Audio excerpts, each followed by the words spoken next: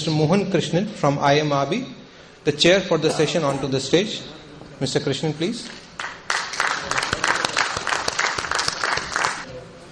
I'd like to invite Mr. Praveen Gupta, Head Digital Business from Tata Teleservices, Delhi.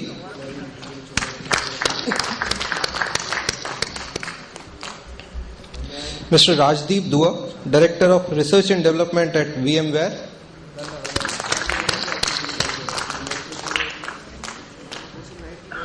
Mr. Sunil Kumar, President, exchangeformedia.com.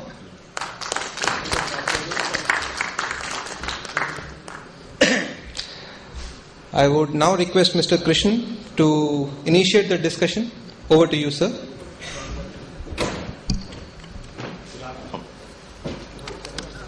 You can hear me? Yeah.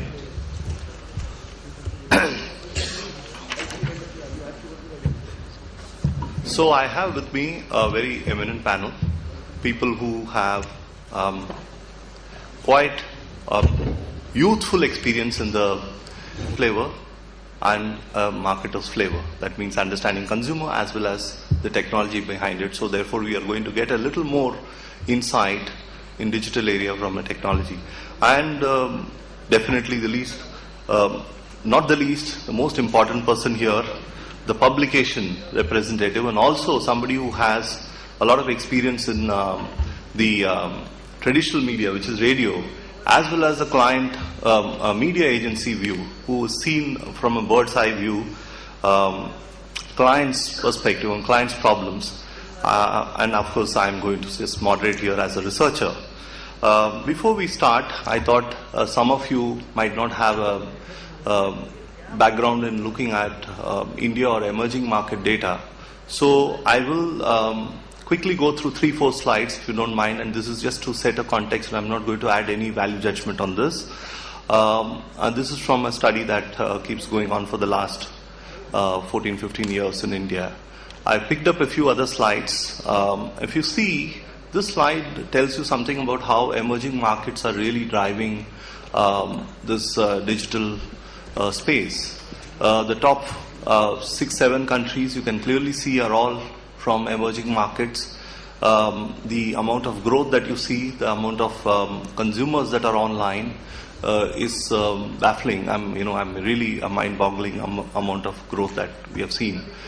This is what technology has done in providing this amount of digital divide reduction. And within the Indian context, our population is about 1.3 billion. Largely, of course, internet is led by the urban markets. About 130 million consumers are online, and rural markets another 60 million. So roughly about some 200 million people are online. And the active users, of course, is about 150 million. And in the context of active users, somebody who's actively using it for a week. And if you see, incredibly, mobile phones, and this year was the year when tablets actually outsold desktop PC in this country. So both mobile devices, which is mobile and tablets, have actually been showing the surge and has resulted in the growth for mobile internet usage. And when you ask people where do they use internet, in urban still there are fixed points like home and cyber cafe, but the third largest is of course on-the-go usage, which is most likely to come from mobile and internet. But in rural India, the point of entry, and therefore you can very much see the bottom of the pyramid is actually entering the internet through the mobile phone. That's pretty much the first screen that people are seeing. And what are they doing online? Urban consumers, of course, a lot more on communication, social networking, followed by entertainment. But if you look at rural consumers, you find entertainment is pretty much at the top of the driver of internet usage. And you can pretty much see a steep growth of internet users on mobile. Another data that I found interesting, this is globally again, if you see, India is in the top 5 market as far as growth is concerned for smartphone-based internet access. Interestingly, a last slide that I want to end here is the high degree of sharing that is happening on the internet as far as Indian emerging market consumers. So we just next only to Saudi Arabia and way above America in terms of being able to share everything about our personal life online. So that's really a short detail of the facts of the the digital space. What I will do now is ask my colleagues, and maybe I'll start with Rajdeep here. My first point to you, Rajdeep, is do we know enough about, we have these statistics, but do we know enough about emerging market consumers as marketers?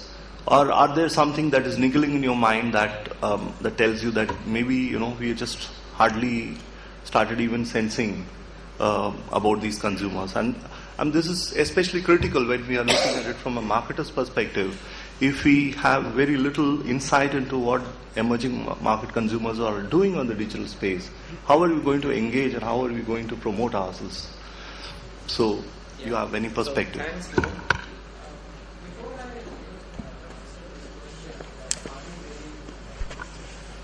So are we really engaging the consumers online, especially in the emerging marketplace? So I wanted to step back a little and talk about content.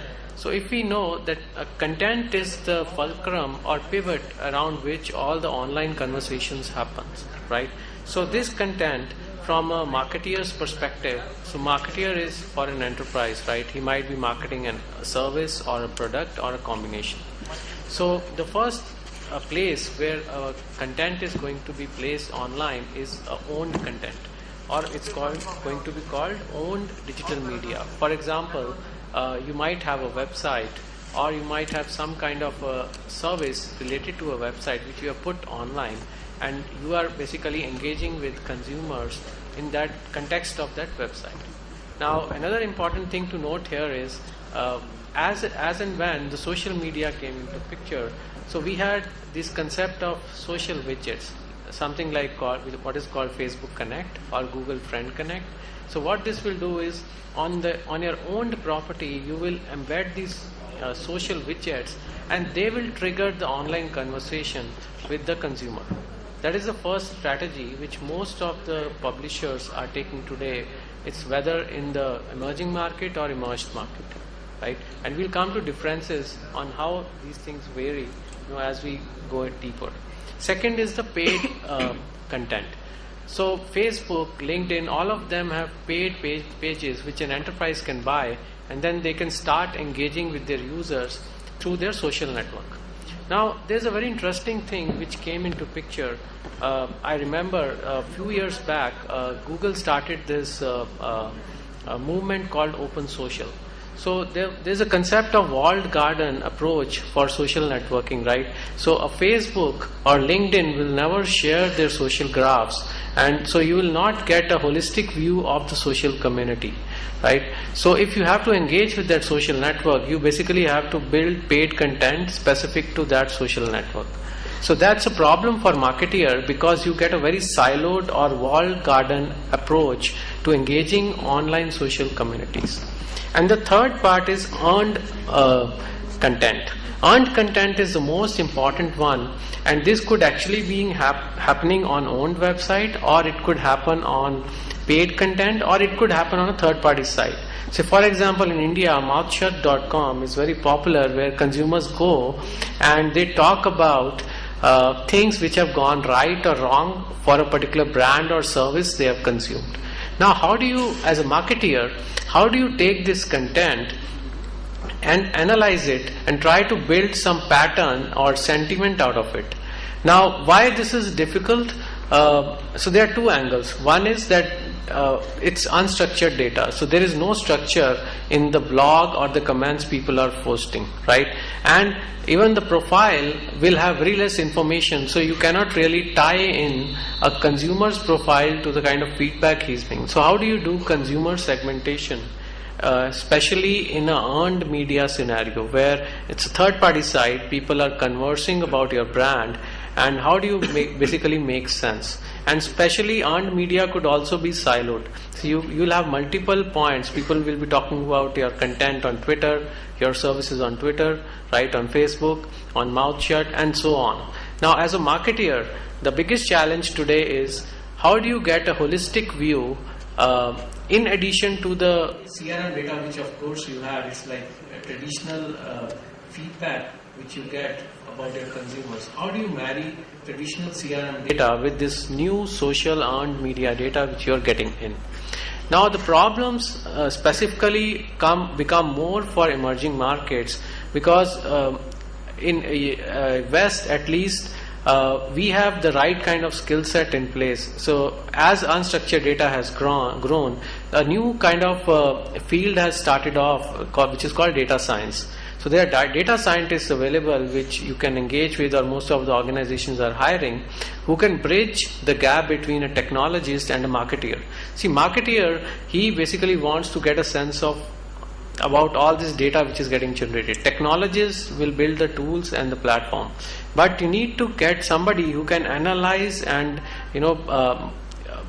consume this data and make sense out of it.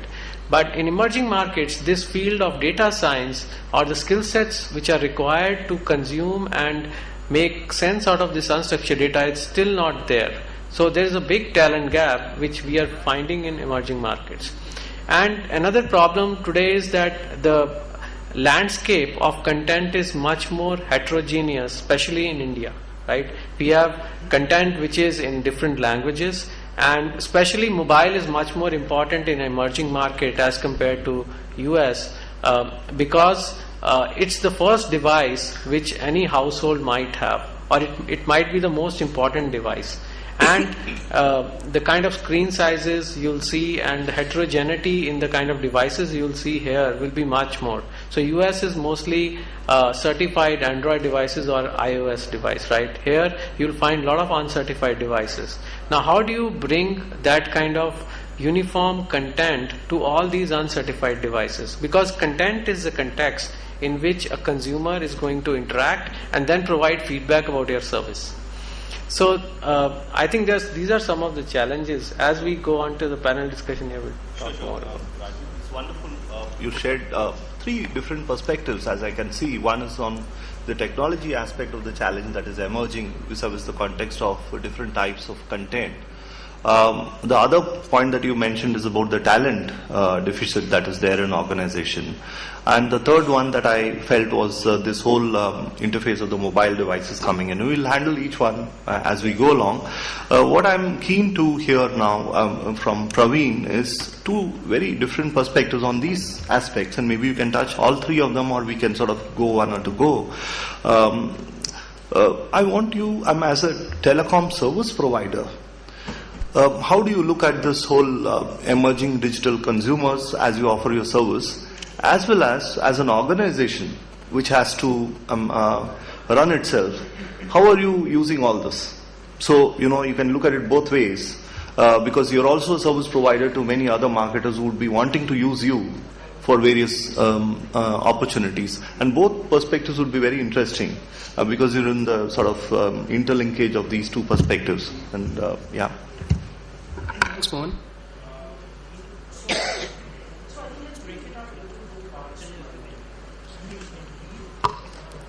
So, I think at a fundamental level, any business or enterprise that is establishing a web presence starts with a website. There is enough and more information that is today available for an enterprise manager to be able to understand and mine his consumer. Very simply put, every time you have a certain website into play, there is Google Analytics that can also come into play. And if somebody has logged into the Google Analytics console, the simple analytics console, he'll realize the wealth of information that a marketeer or a business manager has at his disposal. Now, what's also happening at the same time, and I think Rajdeep spoke about the paid, owned, and earned media concept, is that there are a large number of social networking platforms like Facebook and Twitter which have emerged in the last 3 to 5 years. These platforms emerged as a social platform, but the enterprises that they themselves are, they are transforming themselves into advertising organizations. Now what that is doing is that it is bringing in a lot of data. Now advertising primarily sells on information and data. Now therefore what's happening is that these people are creating self-serve platforms, and through these self-serve platforms you're able to get a lot of insight into what exactly your fan, or for that matter if you're able to actually reference your customer as a fan, is doing on your profile or with the advertising that you are trying to engage him with. In NetSum, what I'm saying is that the indirect part of measurement exists. There's a huge amount of information that is there. The question is, are marketers aware of it? Are they geared to be able to leverage the already existing information and synthesize it to understand as to what their customers are doing on the internet? The second part of it, to my mind, is the whole question of direct measurement. Now, when I say direct measurement, I mean that you actually set up an active listening platform to be able to understand as to what's happening on your Facebook profile, on your Twitter profile, on blog forums, and at all the places on the web, and try and make sense out of it.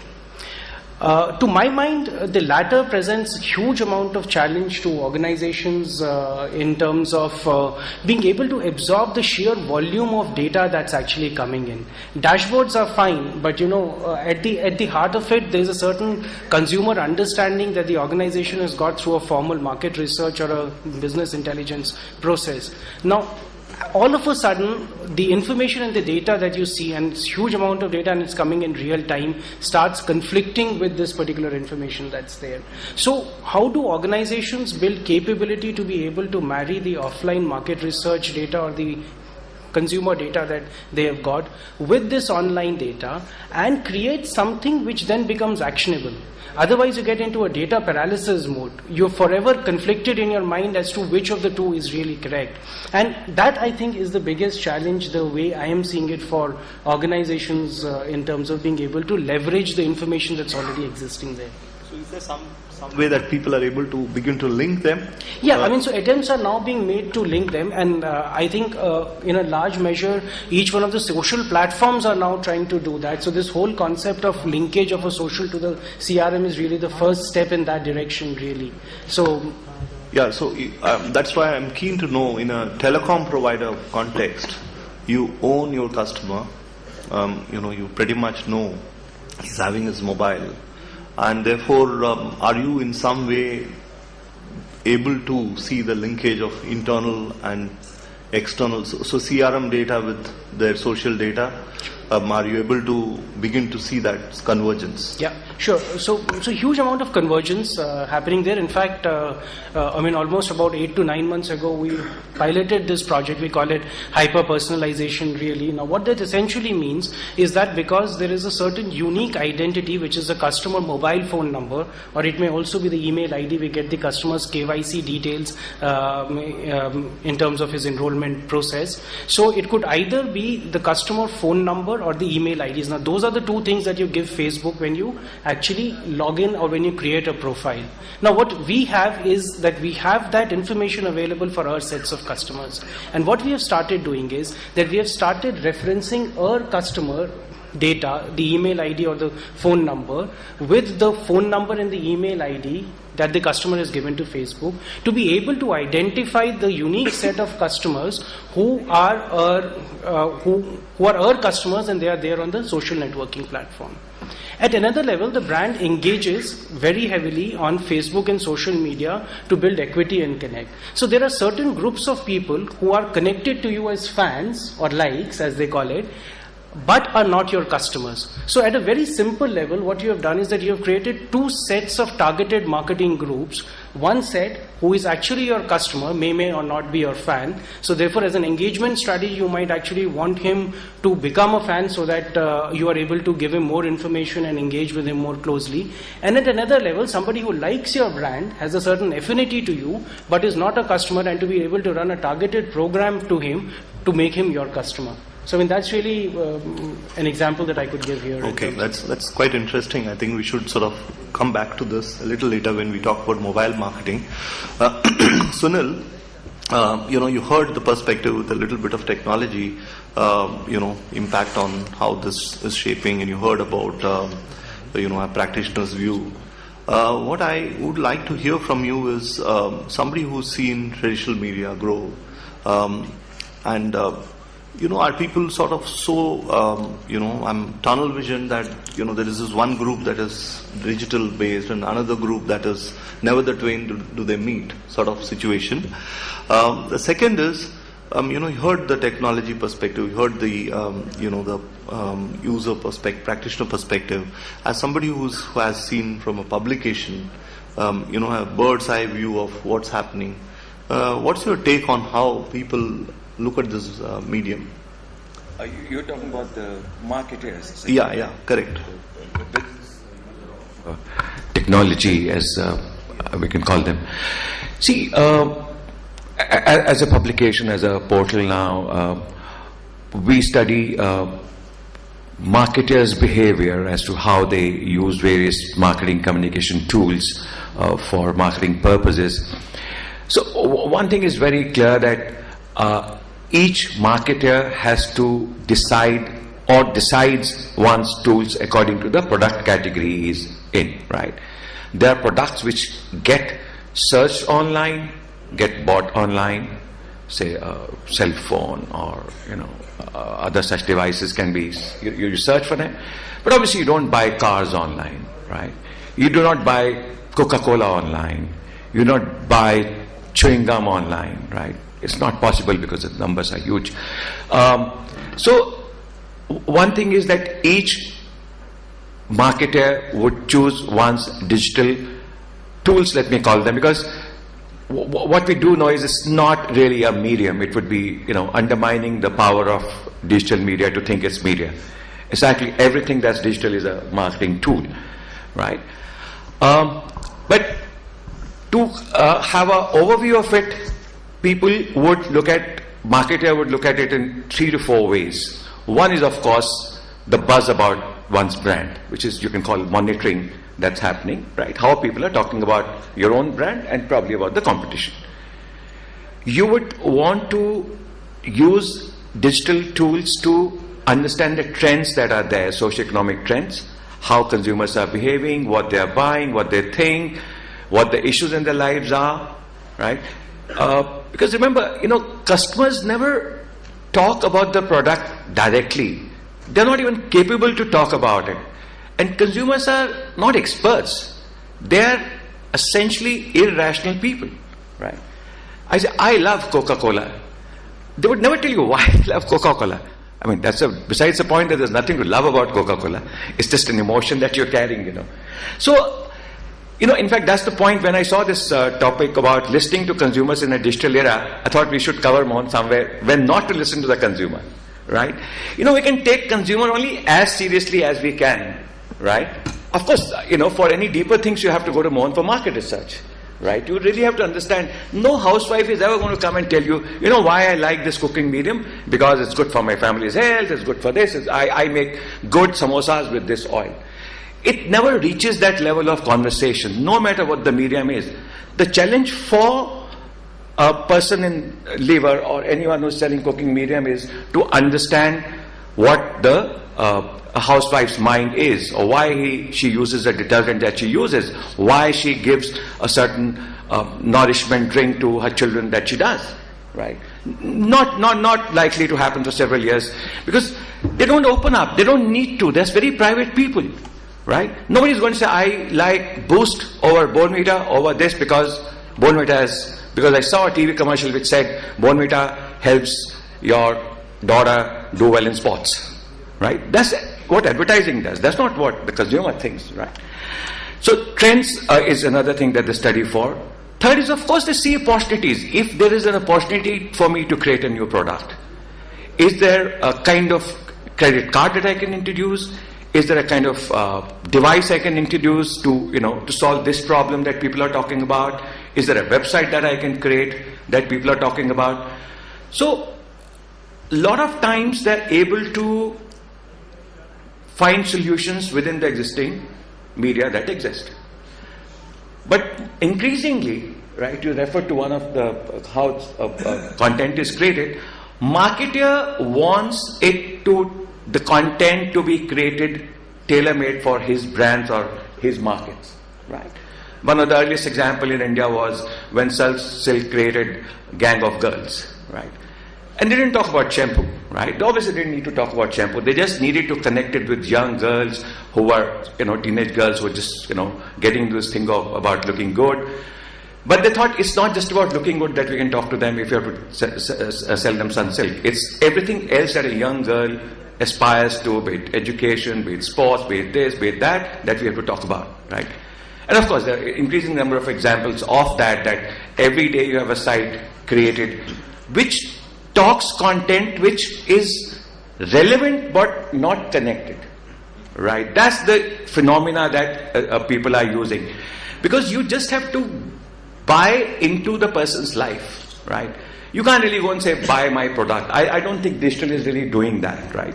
It takes lots of things for him to decide what brand he's going to choose that to go for.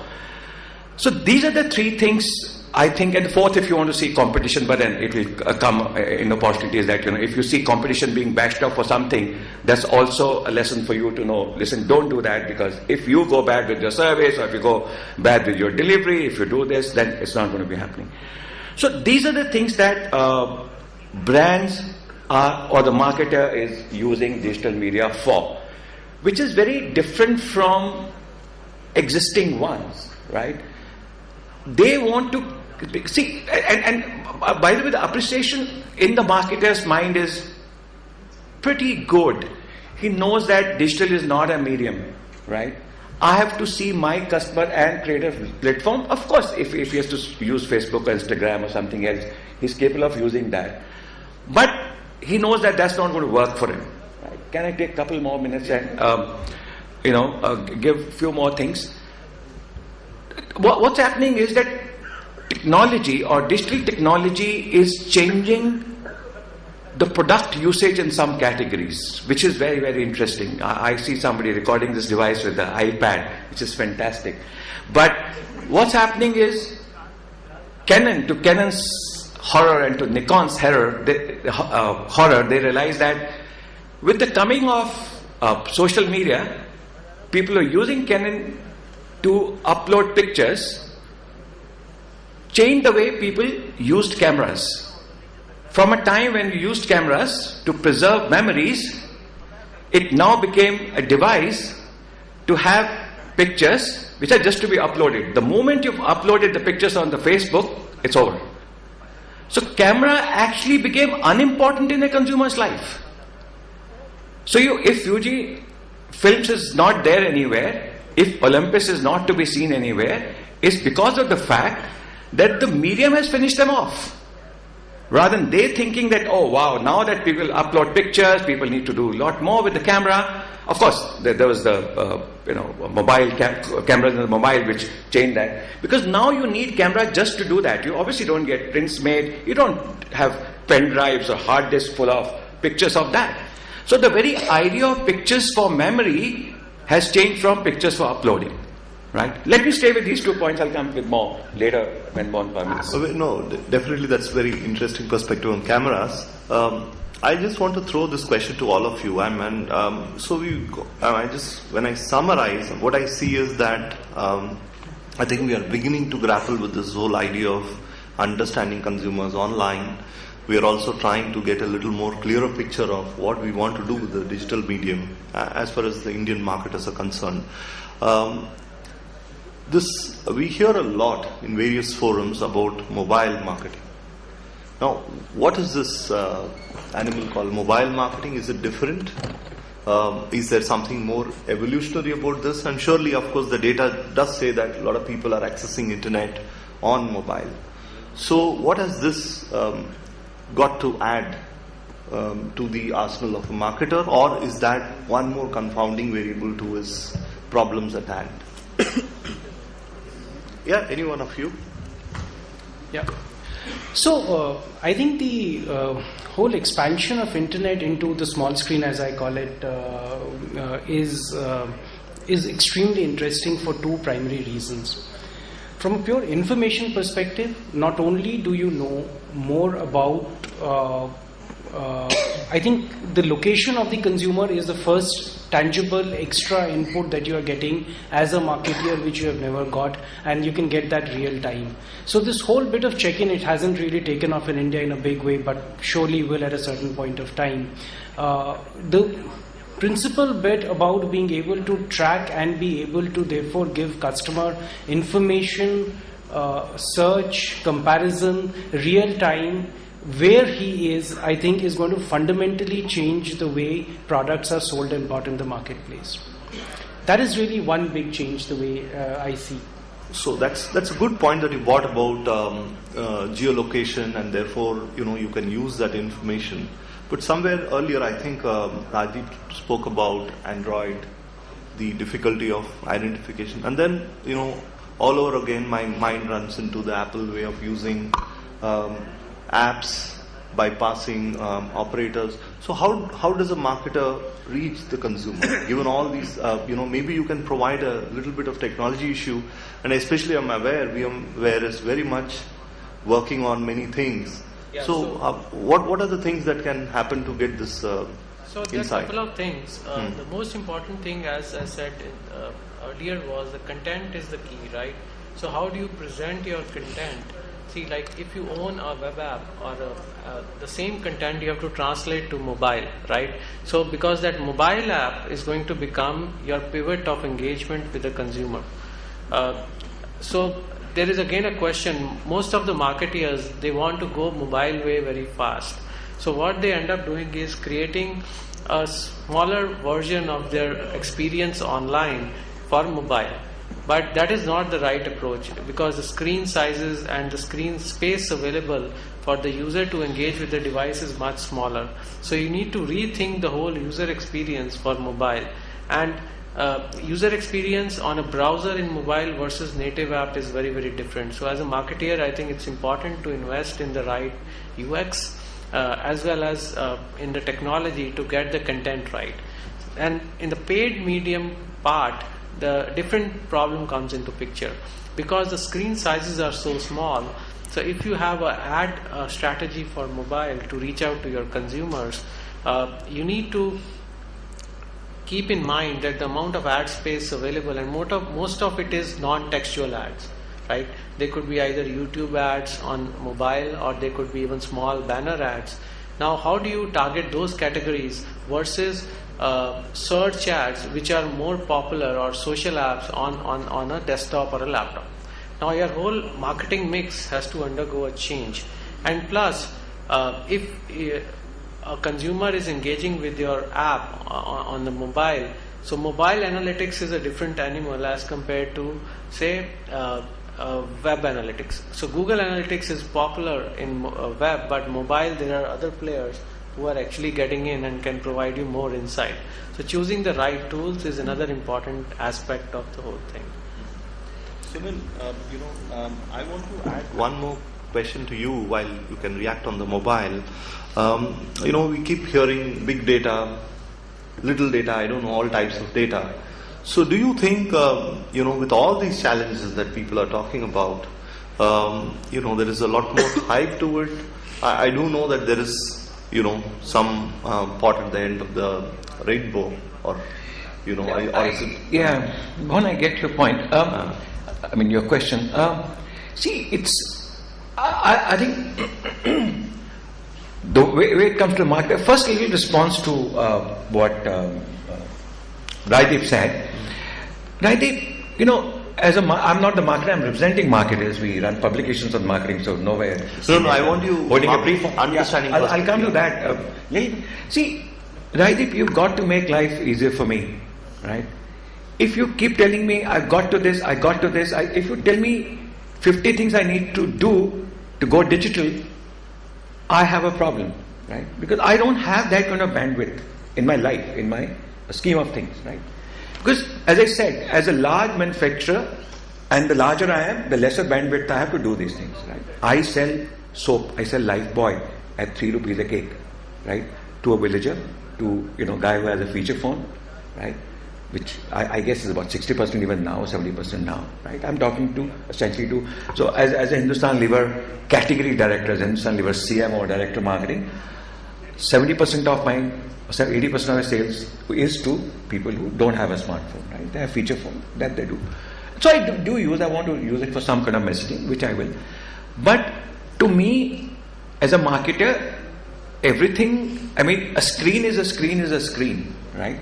I see life to be multi-screens taken, but I do not have the bandwidth to do 50 ways of reaching that screen, because one, I don't even know where he's going to watch my message, right? He could be sitting at home watching the TV commercial on a mobile phone, on a big screen, television screen, or non-sophisticated television, some old model television, on a cinema hall, or an iPad, or another tab, or whatever, right? And I think in today's world, to the marketer, everything is a screen. A billboard is a screen, a hoarding is a screen, a book is a screen, right? Everything is a screen, right? So life is very complicated for me. So please make it easier. This is my coming to your point about the data, right? A very quick response to that would be, I need customized analysis, or let's say human analysis of the data that's available with Praveen, right? Tell me how it will work for my brand. If you're going to tell me that people of this kind live there and they take holidays, right, once a year, it doesn't help me. I need to know how much you spend on that holiday. Suppose I make my trip, or suppose I'm an airline, suppose I could be anything that's to do with travel. This is not enough that people who own smartphones take holidays, right? That's very limited approach to my. See, as a brand manager, we are not technologists. As marketers, we are the people who are dealing with. It's a very good point. I want to cut you there, because you touched on everything that I wanted further answer, and I thought I could get it from the people on my left. 2 points that I'm learning. As marketer, you don't want to overload yourself with a lot more on technology, and don't want to overload yourself a lot more on insight. You might want to drive with your goals, but you want some support there. So these two result in 2 questions, which I think somewhere got touched in the beginning on talent. And I would want Razi to focus on that. The other one that I want to touch on is what we expect from marketers going forward. So do we want marketers to have bit of this inside building capability? We keep talking about experimental designs that can be run online. Especially these questions that he's asking, I can see as a researcher opportunities to begin to build methodologies to begin to answer that. So the next question after I learn from him about talent would be, what do we want to do with the marketers also growing their arm? First, Rajvi. Sure. So I think talent is a very, very important question and a problem, especially in emerging markets. What we are seeing specifically in India is that marketeers, traditionally they were happy with their CRM and the BI tools which are in place, which do more of offline analysis. And suddenly with this social networking and social data coming in, which is more real time, they have a problem. The problem is that most of them have already been sold or are being sold on unstructured data and the importance of engaging with these consumers online using social data. But they have got this data. Now, how do you drive insights from this data and link it to your traditional CRM?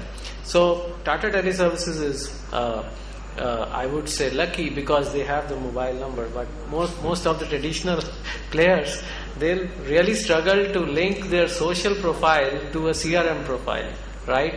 And another big problem is, we have technologists, like people like us who build platforms and tools which are to be used by businesses. And then there are people like Sunil who want to analyze that data, who want to see the end result and make decisions. Now, who is going to convert this technology platform into something which is useful by the business? So there is a whole new field which has been brought into picture called data science, and a corresponding role called data scientist, who will actually define strategies and slice and dice data and come up with the right dimensions, and all this on unstructured data.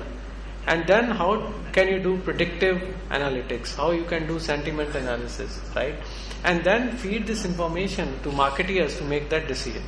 In India, this is a big challenge. The challenge is on the skill set side, because data science as a field has still not taken off, and there are traditional statisticians, but they don't really fit into a formal data science definition. So that is. Praveen, you would add, as a researcher who presents to clients, I always sort of exasperate with the fact that whenever I put any statistics or R square or whatever, I'm mostly afraid of putting them there. Right. So what do you think is going to be the extended role of marketers in this new era? Sure. So I think I'm going to take a slightly different view from what Rajdeep has. I don't genuinely believe, and that's a position that I'm taking on this, you don't need a data scientist, or you actually do not need statisticians to understand what's happening around your brand in the internet space. I would say two primary reasons for it. First things first, the space itself is evolving. How many tools are you going to buy? How are those tools themselves going to customize with the changing consumer preferences on the various platforms? Is going to stifle organizations' ability to be able to make use of the tool and the data or the analytics that you're getting out of it. That is one starting point to it. Second is that given that it is so new, I think it is time that the brand manager and the CMO start dirtying their hands, start looking at the consoles available from various platforms, and they begin to try to make sense of the data themselves. The simple reason why I'm saying that so also is the real-time nature of internet. By the time you get your analytics, by the time you may see that email in which this information may come and pasted, the things would have changed completely, and therefore the actionability, the quick actionability that internet can afford to you, I think gets lost if you do not integrate the usage of data and analytics back into the way you work as a brand manager or as a CMO. The related point, and I would say a very quick one at that, and I think it's going to help Sunil as well, is that unless you see this yourself, you may actually miss a lot of points which you may otherwise be able to spot with all your years of experience. So if you are talking of internet access on the small screen phone, now very simple thing, basis the kind of handset that the customer is having in his hand, and that is the information that you can get real time, and then you can target the customer real time using that kind of handset. You can customize as to if you really want to sell to that customer at all in the first place or not. So now all of this will come into play only when the CMO and the brand manager will start looking at the data himself, will start trying to understand as to what is working and what is not working, and really draw from there. That's really the point that I would like to table. But the important point to note is that will they have that much time to analyze data? No, I think it's a fallacy. Every single CMO in the country, and I think Mohan can actually second this, looks forward to structured market research inputs, and all of them spend huge amount of times in terms of CSAT, brand track, so on and so forth. All that I am saying is that he has to find time to be able to do that, because otherwise in this whole emerging sphere, if he's going to be forever dependent on somebody else, an analytics manager, he's going to get completely lost. The pace at which his competition is going to take action in terms of what they are seeing, because you're not able to see just what you are doing but what competition is also doing. They're going to react so quickly, and you'll be left behind by the time you actually get your analytics and mining in place. I'm glad, Praveen talked about dependence on the outside. So see, on my own, I've been using a lot of data technology. I've been using technology. Each time, maybe not so much here, we're not as sophisticated, but each time a toothpaste gets picked up in a store, P&G knows that has been picked up, which model, which size, and what price the guy has paid. Right? I know that. And the question And really is so the government- integration of that, Sunil. Absolutely. The core question is, can you it's a integrate very- this back into the organization? I just want to business add a point here, and then I want to ask this to Sunil. It's good that you said that we can get all this information. So I want to put yourself in the shoes of CMO. And you took the example of Lifebuoy, P&G, and then the other end you also said about the products that are sold online, so therefore you can sort of advertise online. So there is a range of obviously different companies, and therefore the needs are different. So clearly there will be many different marketing goals, and I suspect somewhere Praveen agrees while he says that marketers need to dip their hand into understanding the information that is coming on the digital world, and whether we have a data scientist, we don't have, we still need to get that insight out of it. Are these different marketers clearer about the goals that they have as far as the online medium is concerned? Because my next question to you would be, and which I would then throw to all of others, is are we any better? Because when this digital era was being foisted at us, it was told that marketing will become that much closer to the CFO, right? We will be the poster boy of effectiveness of every marketing rupee spent. So are the marketers now getting clearer with the digital goals? And secondly, are we anywhere moving towards this goal of return on marketing investment? And I think they're getting better. I think before they get any closer to the CFO, they have to get closer to the CTO. There I buy Rajdeep's and Praveen's point, right? Which they're doing so, and they're not doing. They're being told to do so because they hear so much of it. So what will happen is, as I said, they'll work with the CTO. They'll develop tools that work for them. No, it will really depend on what market. It will depend on creativity. It will depend on strategy. It will depend on what they want to achieve. Right? They will do so, and they're doing so. I don't think there's any large brand in India, and unfortunately, we have most of the brands are from multinationals, so all the technology, all the know-how comes from there. So that to that extent, life becomes easier. But even amongst Indian enterprises, say Marico or Dabur or all of those, Make My Trips and other digital and conventional products, yes, they're doing so, and they are doing in a localized manner, right? I mean, everyone knows that, Lever internationally would have maybe 150 brands or 150 portfolio of 150 brands, but in India there would be maybe 50 or 60, and each one would be. I'm naming these large corporations because they have the investments to make, and they're on the cutting edge of technology. They can have resources outside, but they don't need to operate in a certain country. So yes, so they will develop their own tools towards their own end, using their own strategy, whether it will be for advertising, whether it's for increasing product trial, whether it's to promote purchase online or offline, whether it's to deliver service, whether it's to monitor servicing, whether it's postpaid delivery. A different aspect of marketing would be addressed with a different tool. There's not going to be any one tool that they're going to be using. Right? LG is going to be using various things in India to market itself and its brands. Right? When I say market, I'm talking about essentially the consumer experience. So we all here in this hall, I presume, know, or I'm sure know of the experience, how the consumer experience is going to be more and more important. We also know that personalization is going to be more and more important. So obviously we'll need help from Praveen and Rajdeep on, how we personalize it. Can I reach out to, can I know this customer, know the kind of car he needs to buy, and create an experience for the device that he uses and say, my brand is for you, right? That's my challenge, right? But yes, I know that I can do it digitally. So there is an estimation of the potential that digital medium has, or technology has, right? I know technology can enable me to put in practice what I've been thinking of or wanting to do, right? Life has become easier, and I'm willing to work with the CTO to look good to the CFO. Sure. Okay, Praveen, just quick, we'll throw the we'll ask the audience for questions. But are you satisfied we are moving closer to this ROMI sort of because of the digital medium evolving?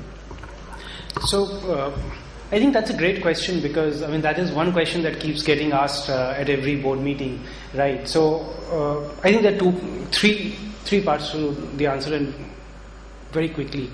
One is that the way internet is evolving, it is putting a lot of pressure today on the CMO in terms of being able to justify ROI. And CMOs are finding interesting ways of being able to create and justify ROI. Let me give you a quick example. If I take a newspaper ad in Bangalore, Hyderabad, Chennai, right, you can, the same morning, almost at the same time when the newspaper would have reached the consumer household, track as to if your site traffic has grown. Has it grown from Bangalore? Has it, the kind of consumer who is coming? Has the number of likes, comments, etc. increased around your page on Facebook? So on and so forth. So I think that's one thing which is actually putting pressure on the traditional media in terms of it becoming more measurable than it ever has been, and it's almost real time. That's one. Second is that there is, for the first time possibly in the Indian space, a benchmarking metric that is now available to measure response of advertising of a traditional media vehicle, TV, print or outdoor, versus an internet campaign. Internet is giving you that benchmark metric today in the first place. That is the second point. And third point, driven largely by the platforms as of now, but I think CMOs are absorbing it in a big way, is people are beginning to talk about media multiplier. I think that's something that we have completely missed in the Indian scape. How do TV and internet come together? How does print and internet come together? How is it that I can actually derive more buck for the bank by splitting monies across these two mediums and then be able to grow that? So I think while there is a long way to go, but it is definitely putting a lot of pressure today on the CMO. A lot of CMOs are now beginning to use it to their advantage, to be able to optimize plans, to be able to get real-time feedback from what's happening in the market, quickly improvise, change even ad copies. There's no need for a link test anymore. I mean, run 3 copies on YouTube. It will show you the engagement, and basis that you can always take a call in terms of which ad copy you want to run on TV. So I think there are lots of ways in which it's happening. It's getting very, very interesting, and I think internet is going to surely drive more accountability. I don't know if CMO can ever be a friend of CFO, but that apart. Let me put it from another perspective, Praveen and Mohan. I, as a CMO, I spend barely 3 to 4% of my budget on digital medium. CFO is not even bothered.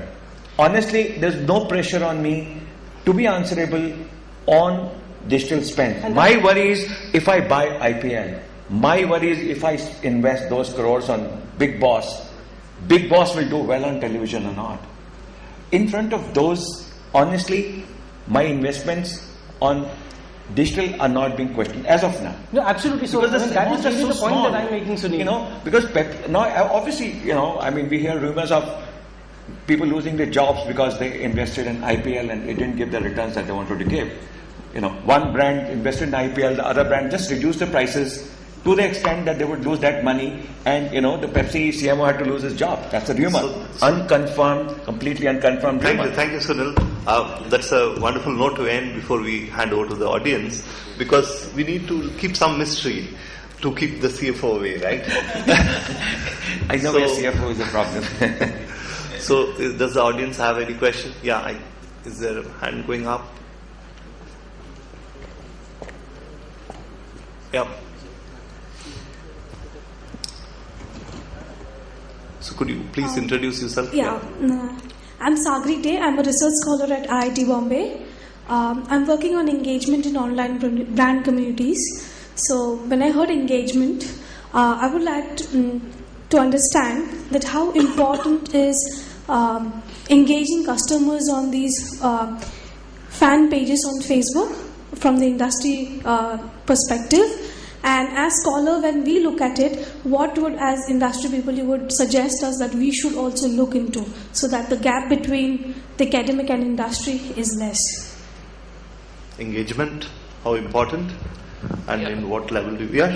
Okay, so this is part of the earned media, right? Angle. So not only engaging on your own website or your own paid content, but also on third-party sites, because typically, I think a lot of engagement surrounds around negative impact or mitigation of negative sentiment which customer might have. And a lot of customers who have complaints, they might come and start talking about in these communities. So this can definitely lead to a positive experience from a customer perspective if a company representative is there and trying to answer online or trying to create a chain which will lead to a solution. So I think this is very, very important from listening to your consumer perspective.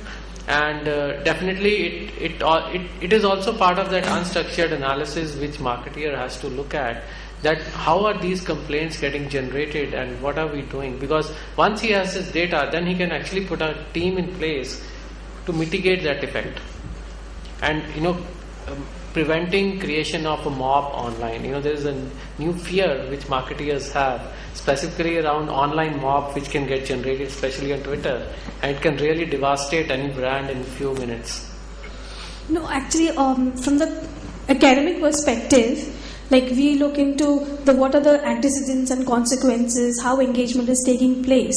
So as from the industry people, something that you would suggest that we should look into the way, something we should not miss, because when we are analyzing the discussions which are happening on these brand pages through methods such as ethnography, qualitatively analyzing or seeing similarities among people, writing the comments, what are the similarity, creating clusters or interviewing them. So such things, something that you would suggest that we should not miss at and we should look at it specifically. So a couple of things which I have seen, I have worked with a few startups who build such tools.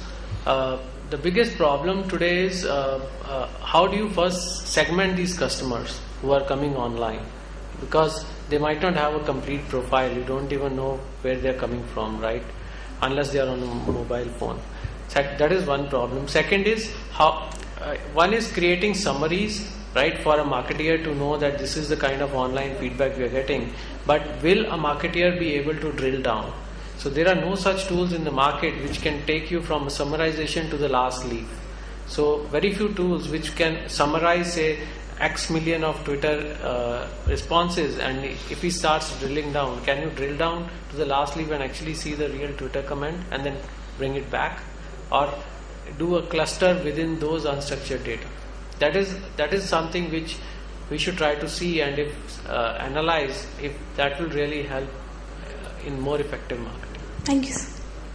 So unstructured data definitely is an area which and representing unstructured data. These are two big areas that clearly marketers are looking at. Any other question?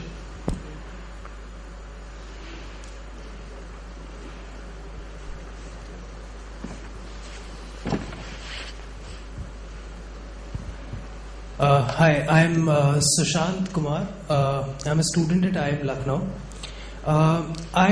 What I've observed in my experience with social media analytics is that a lot of stress has been given towards data visualization as opposed to actually gaining insights from the data when it comes to analytic tools.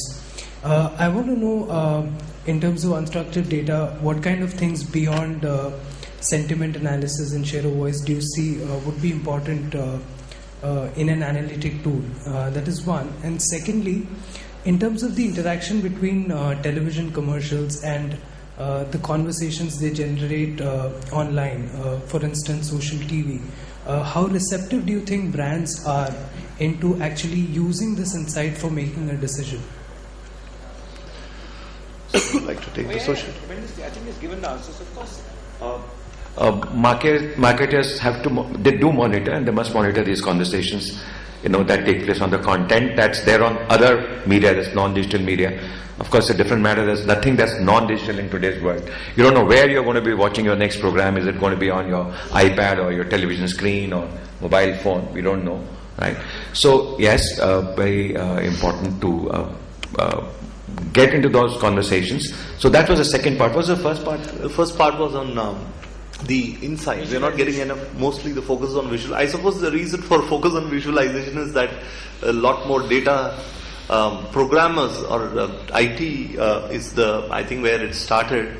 Surely market research agencies are independently doing their own insight, but probably it's too little data and not many are convinced. No, I think his question was more about stress Why and not visualization than other ways of analysis. Yeah, his question was, maybe you can ask question. Sure. So what I was saying was at present, most analytic tools are more focused on data visualization, and they restrict in terms of analysis to things such as sentiment analysis, share of voice, identifying influencers, for that matter.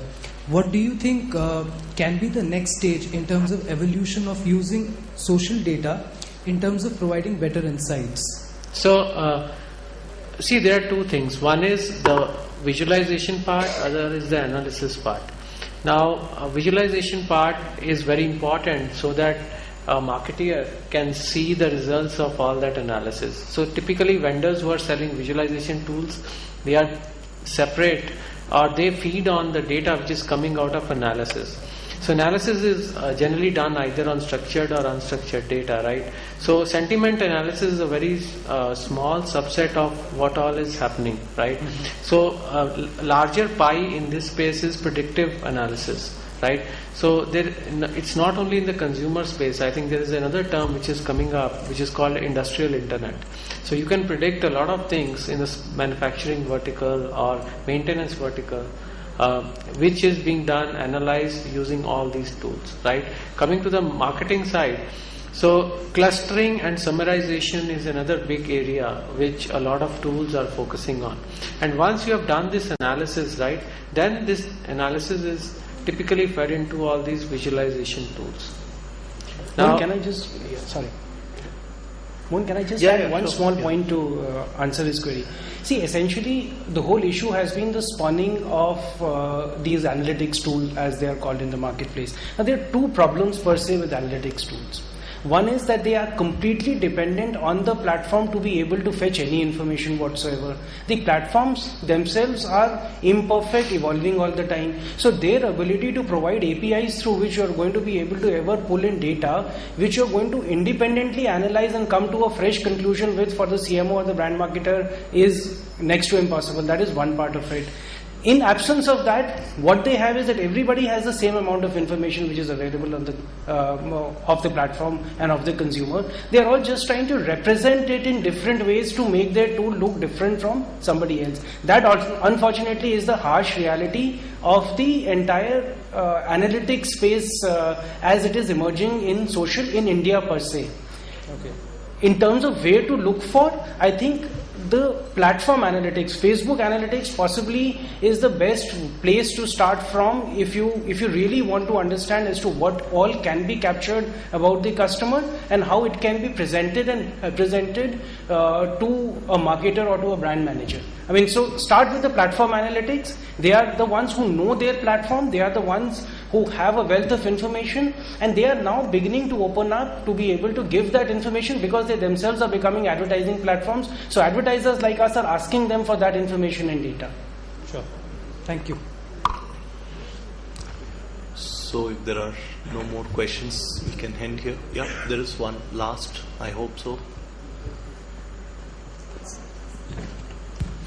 Hi, I'm a student, master's student of business innovation in Dublin, in a college in Ireland actually. So I had a question regarding what you were saying about Facebook advertising. Basically, from what I know, that a number of times, like must have happened with you as well, that you go onto Facebook, you like some product, but you may not actually go through that channel and purchase that product. So what really happens is that Facebook is not actually given the due credit for the amount of awareness that it's creating about the brand. So how do you say that Facebook analytics can be really, it can be better than web analytics? So, see, essentially the whole question of attribution, and this is not just a Facebook question, I think that's a fundamental internet question. Google, Facebook, or for that matter any other platform faces this issue in terms of who do you attribute sales to. So far, most of the platforms have not been able to give perfect solutions to the problem. Yet, last click attribution is something which has evolved in a big way in the last 3 to 4 months, I would say. Has come into India. Organizations like Google and Facebook have improved the Java code that they actually put in. Now there's an emerging science in terms of where to put it and how to put it. So those things are happening, and they will help fine-tune the attribution question. But attribution is an internet problem. It's not just an internet problem. Let me actually broad-base the question for you.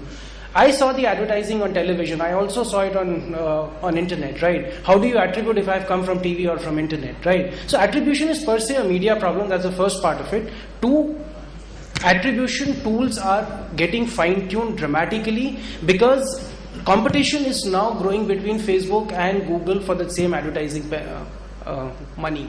So therefore both of them are trying to prove to an advertiser like us, saying, look here is me giving you this transaction instead of somebody else. So competition is always good, so it's going to help them improve. That's really where we're going to get to eventually.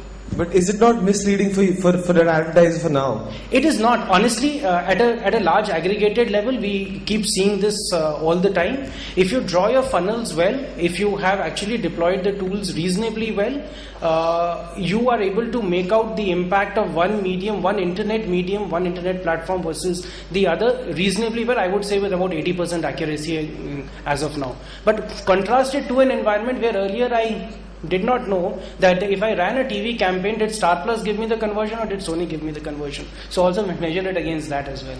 I think somewhere Praveen mentioned it earlier about this media multiplier effect, etc. Some of this attribution has to be done at the marketer's end. He has to find methods which could be experimental designs and so on. He has to build his insights over a period of time.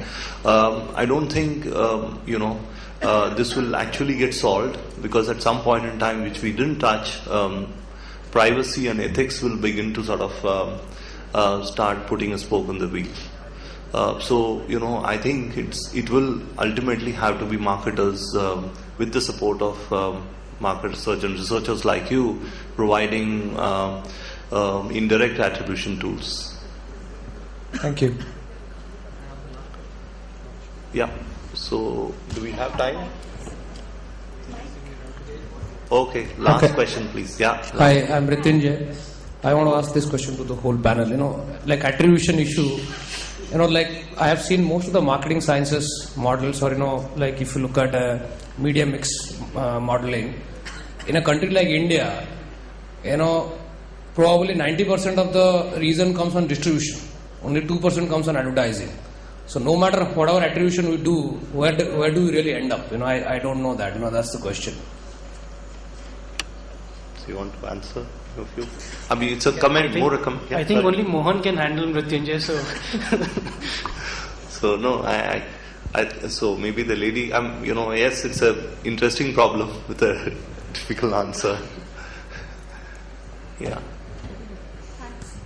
Hi, I'm Arunima Haldar. I'm assistant professor at Narsi Monji. I've just submitted my thesis at IIT Bombay. So we just wrote a paper on the importance of e-word of mouth on online buying of cosmetics for Generation Y women. So what do you think as industry? Does these e-reviews which people do when they buy online have any impact on buyers? I said that in the beginning. See, people don't know, human beings are very complex. Yeah. They don't know what they're saying. And it doesn't cost any money to put that comment there, right? So how does it matter if I say I love Lakme? It doesn't mean anything to the marketer or to the analyst or even to the market researcher. I may say I love Lakme, but I may go and buy Maybelline. So it can only be taken as. There are very few people who say, "Oh, I hate Revlon," with my heart. Right? No, I'm sorry for interruption. I'm talking about when I as a customer, I'm going to Flipkart to buy a particular shade of lipstick, for example. Fine. So before buying a new shade of lipstick, as a customer, I would like to read the review of people who have used that.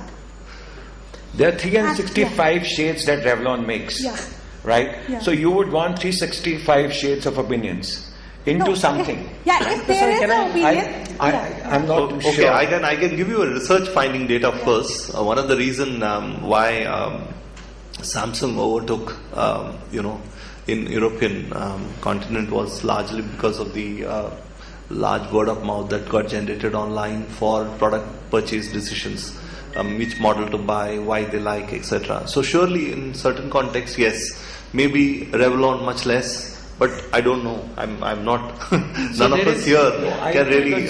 India is such a price-conscious market. If you see the price points that are operating, the shades that are operating, the kind of outlets you have, right? The availability of internet, the availability of talking in a language that I understand, right? Listen, all that we have been talking in the hall are English-speaking people, and maybe some little amount of Hindi, right? So we're talking anyway about some 10% people in the country, right? We are not talking about people in Assam, a lady in Assam who buys Revlon, who has, poor thing, has no access. She doesn't even know which one she is buying it because her mother-in-law bought it or sister-in-law bought it, or she may have some opinion. And anyway, the retail outlet would have 20 shades there. So we talk about metro English-speaking. So I have my view, but I'll be happy to know views of. So I think it also depends on the vertical you're talking about, especially in the digital and online space. So there is definitely a swing, buyer decision swing, which happens based on positive or negative feedback. Now there are in online portals generally there is a rating. Which I also do after any experience. Yeah. So. Definitely, I think there is a positive or a negative swing, but will it really influence the buyer decision to the last mile? I think it's difficult to conclude just based on rating. Okay, thanks.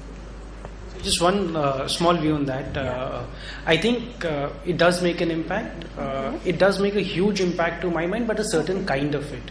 Okay. To my mind, the internet customer, especially in the Indian market, is evolved enough to be able to understand the difference between a paid review and a genuine consumer review.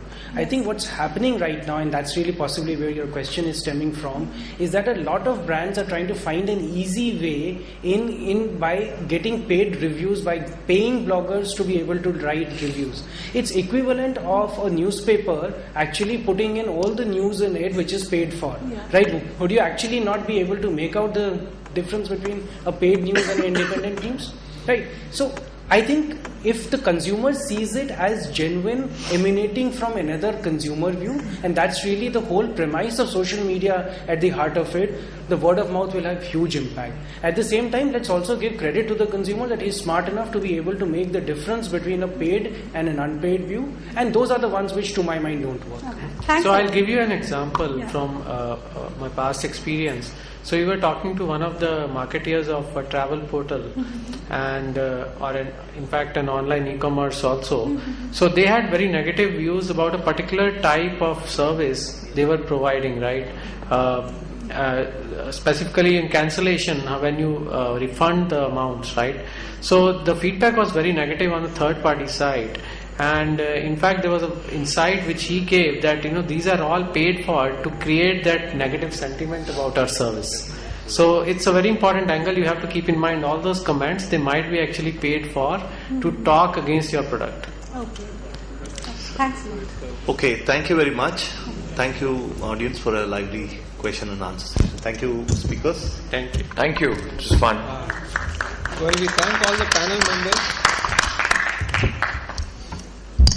We thank all the panel members for taking their time out and being with here today. And as a gesture from IIM Lucknow and from Center of Emerging Markets, we would like to request Mr. Krishnan if he can present a small token of appreciation from our side to all the panel members.